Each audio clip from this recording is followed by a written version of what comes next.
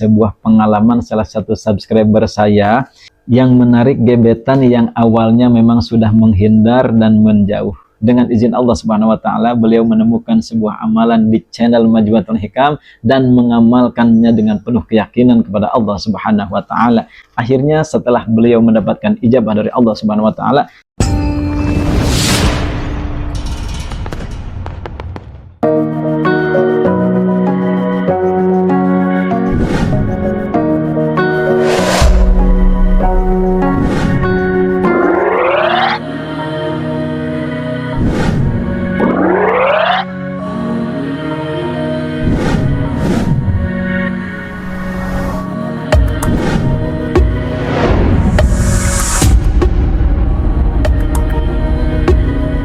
Assalamualaikum warahmatullahi wabarakatuh.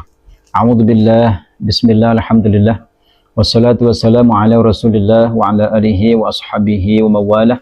La hawla wa la quwwata illa billah, amma ba'd.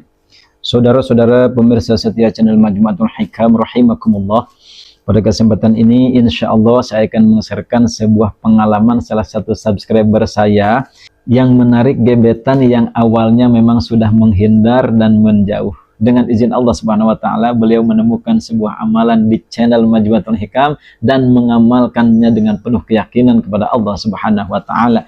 Akhirnya setelah beliau mendapatkan ijabah dari Allah Subhanahu wa taala, akhirnya beliau berkomentar pada sebuah video saya. Komentarnya sebagai berikut, namun sebelum saya lanjutkan, bagi Anda yang mungkin baru bergabung, silahkan diklik dulu tombol subscribe, like, komen, share sebanyak-banyaknya kepada saudara dan rekan-rekan kita semua. Baik, saya lanjutkan. Sebelum saya menyampaikan pengalaman dua subscriber yang menarik gebetan dengan amalan yang di-share di channel Majmuatul Hikam, saya ingin terlebih dahulu memberikan komentar kepada Mas Tato, ya, Mas Tato W4J. Nah, di sini beliau berkomentar pada sebuah video yang berjudul Pengasihan Ampuh Menarik Pasangan. Nah, di sini beliau berkomentar, tulisan Arab kok dibakar, dosa besar itu. Nah, ini perlu saya luruskan, dikarenakan tidak semua tulisan Arab itu dibakar akan berdosa, ya. Yang berdosa dibakar itu membakar Al-Quran. Nah, itu yang secara tidak jelas alasannya membakar Al-Quran itu baru berdosa. Apabila tulisan Arab saja dibakar itu sebetulnya tidak masalah, ya, apalagi disampaikan oleh para ulama di dalam sebuah kitab, tata caranya harus seperti ini, harus dibakar, ini tidak masalah, ya. Apalagi tulisan Arab itu tidak asal tulisan Arab lalu dibakar berdosa, tidak. Karena orang Arab itu kalau nulis pasti pakai tulisan Arab, ya. Orang Arab itu nulis gelas aja, gelas itu pakai tulisan Arab. Nulis cinta aja pakai tulisan Arab, orang Arab itu. Dan kertas tersebut apabila mungkin kita bakar, mungkin orang Arab itu kalau menulis surat cinta itu pasti itu pakai tulisan Arab, ya. Dan tulisan Arab, surat cinta, tulisan Arab tersebut tidak apa-apa mau kita bakar, asal jangan tulisan tersebut mengandung kalimat bismillah atau mungkin kalimat-kalimat ayat Al-Quran, jangan, ya. Kalau tulisan Arab tersebut mengandung kalimat Al-Quran, mungkin sebuah hadis, ini jangan dibakar. Apabila tulisan Arab saja itu sebetulnya tidak berdosa apabila kita bakar, ya. Karena orang Arab itu menulis surat cinta saja dengan tulisan Arab, ya. Silakan, nggak masalah, ya. Kemudian saya juga ingin terlebih dahulu mengomentari sebuah komentar dari Muhammad FI, ya. Ini yang berkomentar pada video saya yang menarik uang sebelum 24 jam. Dikarenakan di dalam video tersebut saya menyampaikan bahwasanya memarahi anak itu berdosa.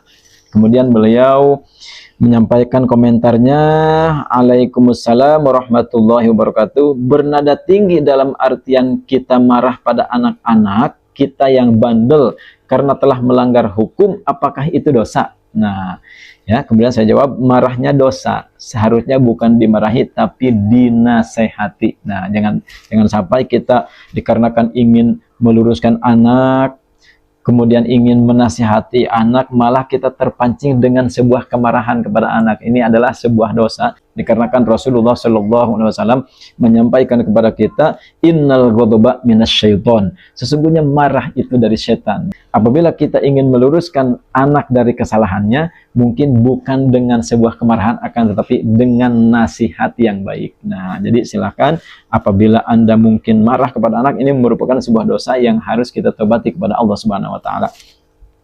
Kemudian ada juga yang berkomentar, sebelum saya menyampaikan pengalaman salah satu subscriber yang menarik gebetannya, yang tiba-tiba menjauh kemudian sekarang balik lagi, saya juga ingin mengomentari sebuah komentar dari amalan dan cara mengatasi anak menangis. Nah, ini ada yang berkomentar dari Yusu Jiawan. Beliau berkomentar sebagai berikut, Subhanallah, Tabarakallah. Terima kasih banyak Ai. Ai maksudnya ini adalah kepada saya. Sudah saya praktekkan pada anak atas apa yang disarankan Yai. Alhamdulillah, anak langsung berhenti menangis dan bisa bercanda kembali. Mudah-mudahan Yai sekeluarga sehat dan dilancarkan rezekinya. Amin, Allahumma amin. Nah, ini juga beliau sudah mengamalkan tata cara mengatasi anak menangis di tengah malam, ya. Ini ada sudah saya sampaikan. Jadi alhamdulillah di dalam channel Majmu'atul Hikam ini adalah sebuah channel yang membahas tentang amalan-amalan yang mungkin akan Anda butuhkan di dalam kehidupan sehari-hari. Kemudian saya lanjutkan untuk mengomentari sebuah pengalaman yang disampaikan oleh salah satu subscriber saya yang memang sudah mengamalkan amalan untuk menarik pasangan atau gebetan yang memang sudah menjauh. Nah, di sini beliau ada yang berkomentar, di sini namanya saya privasi, saya tutup ya, dikarenakan takut pacarnya juga melihat video ini. Beliau berkomentar sebagai berikut, Assalamualaikum, memang terbukti amalannya. Ini saya pernah membuktikan, wanita saya cintai akhirnya menerima saya. Terima kasih guru. Nah, kemudian tiba-tiba ada yang membalas komentar tersebut dengan hal yang memang kurang mengenakan ya. Yakin ini bang? Katanya, ntar bohong. Nah, ini yang berkomentar yakin ini bang, ini adalah Upik Darajat. Kemudian ada yang berkomentar Angga Pradinata, ntar bohong katanya gitu. Wah. Kemudian ada juga yang bertanya, beneran kak? Nih, ini dari Dwi Puspitasari. Kemudian beliau menjawab, apa ini maksudnya bilang bohong? Nah, ini mungkin kurang enak ya. Kurang enak. Kisah nyata dibilang bohong. Nah, akhirnya beliau agak sedikit bernada tinggi. Kemudian beliau juga membalas sebuah komentar, apa ini maksudnya bilang bohong? Suudon ini pikiran Anda. Tersinggung sekali aku mah, katanya gitu. Nah, hati-hati bicara ya.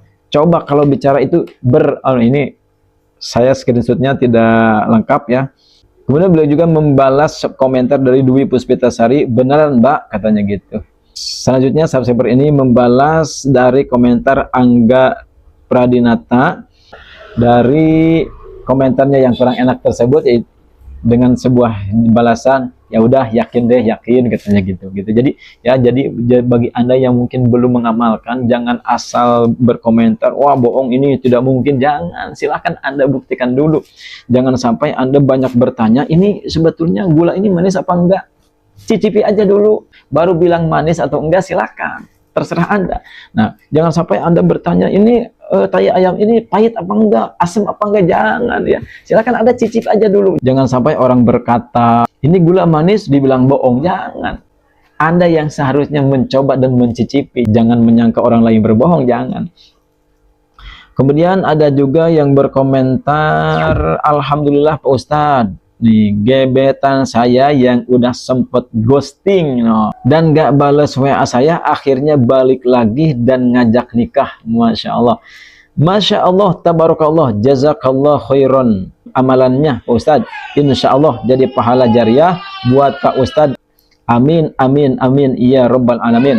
Buat teman-teman yang lagi berusaha, insya Allah dimudahkan jalannya oleh Allah Subhanahu Wa Taala. Amin, ya Allah Rabbal Alamin. Kemudian ada juga yang berkomentar, Dwi Puspitasari, beneran balik kak? Katanya gitu. Ini Dwi Puspitasari cuman bertanya-tanya aja ya, nggak pernah ngamalin kayaknya.